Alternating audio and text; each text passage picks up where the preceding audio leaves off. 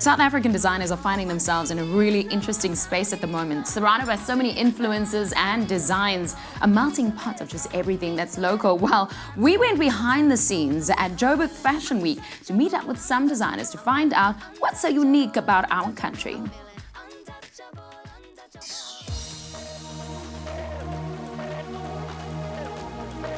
Contemporary fashion needs to appeal to a wide audience, from style connoisseurs to everyday customers. Seasonal collections need to inspire wearability with focus on trends.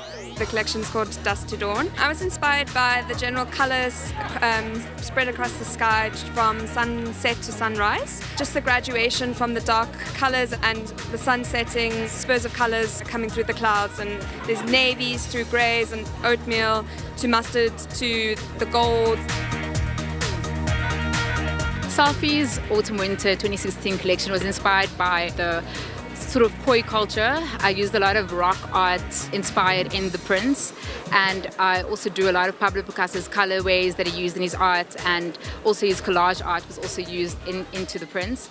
I kind of wanted to play on a lot of vintage and what grandmas and grandpas kind of wear. So that's why the berets, the cardigans, but then I would make it a bit more modern by using linens and denim, which makes it more kind of cutting edge. There's a lot of culottes also in the collection, which is very on trend now for 2016. A new trend in design is the genderless silhouette, making clothing accessible to both men and women for a unisex look. What we did, it was taking tailoring from the 50s, and we tried to make it very genderless so that it can be worn by both men and women, has that appeal to it. And then just using very abstract fabrics that you would never see in well-tailored made garments. So it was just playing around with bringing a little bit of a more edge to tailoring. The silhouettes were very strong, tailored, symmetrical lines. We just wanted it to be a strong collection with a lot of strong lines. The silhouette is very kind of 90-esque with a lot of v-neck dresses slipped over shirts. It was my first menswear show as well that had some menswear pieces in it. So I just wanted to be like a fine line between masculine and feminine, and boys to kind of wear girls' clothes and girls to wear boys' clothes. And just fun, whimsical, dreamlike, and definitely a form of escapism. Considering the diversity of winter weather around South Africa, designers gave much attention to combinations of fabrics for cooler months.